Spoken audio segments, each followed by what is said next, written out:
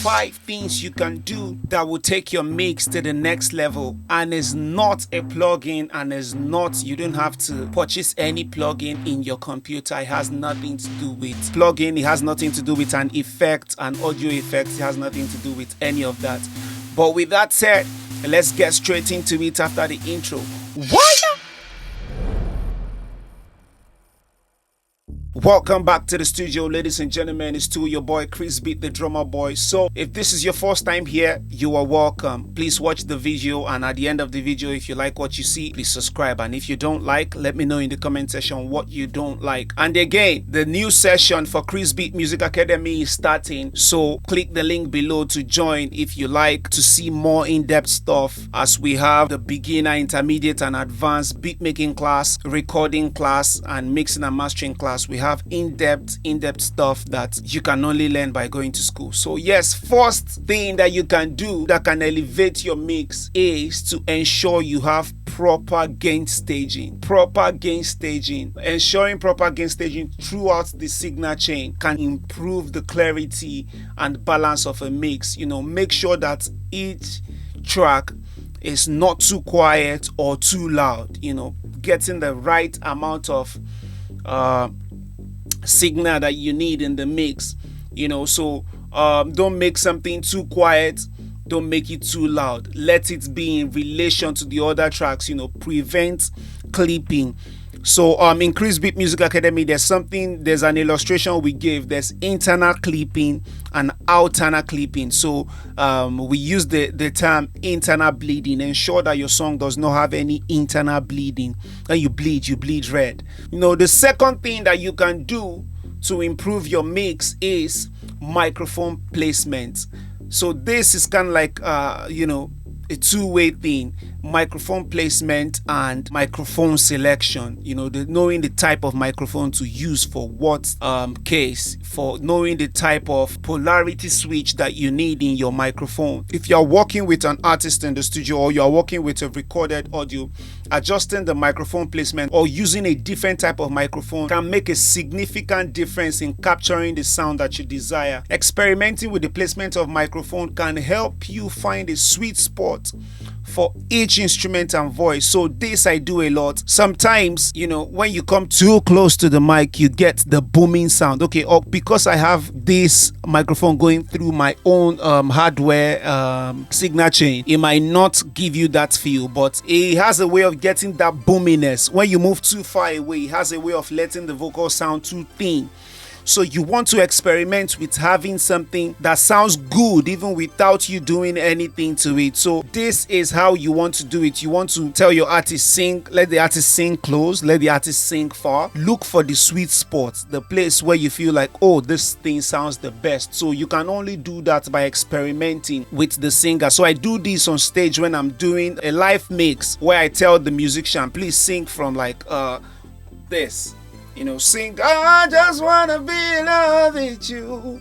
Then try to sing it the same thing like this. I just wanna be in love with you. So you can do stuff like that to get the sweet spots for your microphone. So the next one is, okay, I think we'll do 6, because there's a little one I remembered now that I'm making this video that I need to put in there, so it has to be 6. The next thing will be your room acoustics. This will take your mix from 5% to 80%. Why? Because with good acoustics in your room, you can easily make informed decisions.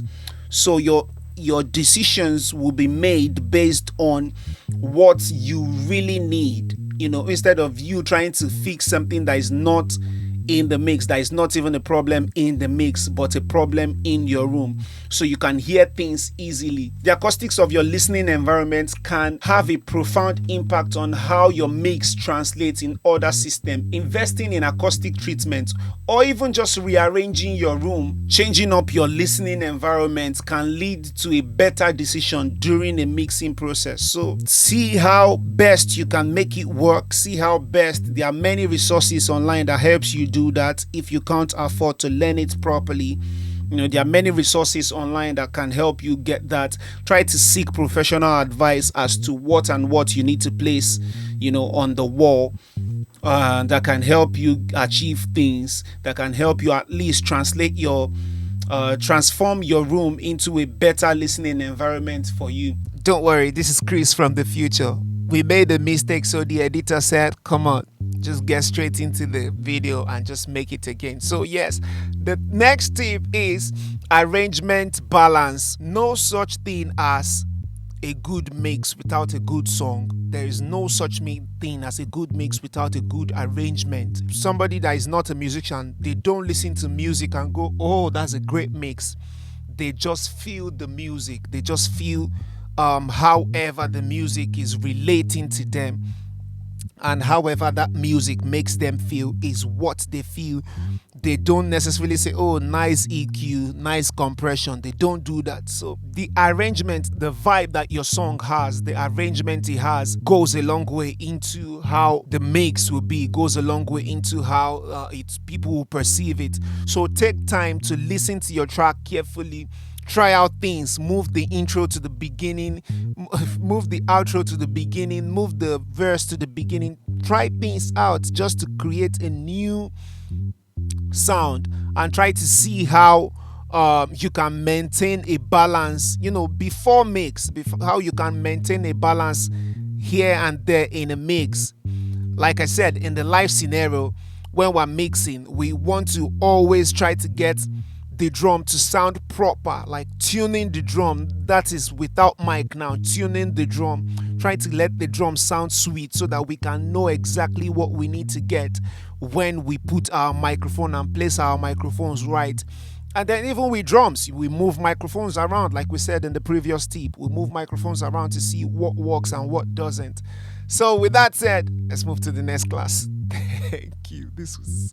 Feels so weird. The next one is using a reference track. So using a reference track is very important because it allows you to use the ears of the audio engineer of the past, or maybe audio engineers that have done things and have succeeded in doing them. It allows you to use their ear to judge your mix. So you are essentially using their own mix to judge yours. So if you have something like a reference track where you know that this track sounds good everywhere, it can be like a guide. Comparing your mix to a professionally mixed or master track in a similar style can provide you with insight. Use a reference track to gauge your overall balance, your tonal balance, your volume level, and the dynamics of your track. This can help you make better decision by focusing on the things that you are lacking in your song and to know what you need to add to your song to get a better result.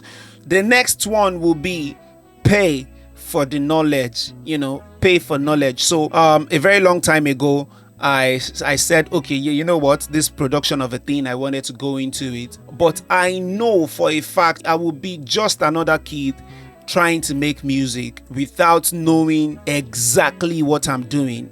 I've always been someone who likes to know for a fact what I'm doing. I don't like to guess.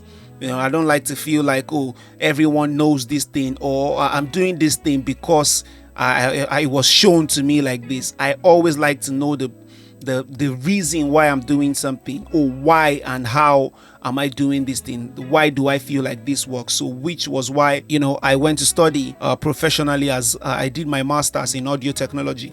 Which brings me to the next thing is, if you can afford to take a course, go for it. It doesn't matter if it's high, if it's low, but there's just a feeling, there's just something that comes with paying for a course or paying to learn something. Is different. Is different from when you learn something for free, which is going to bring me to one of the videos that we have lining up that says paying for the gears you use, paying for your software.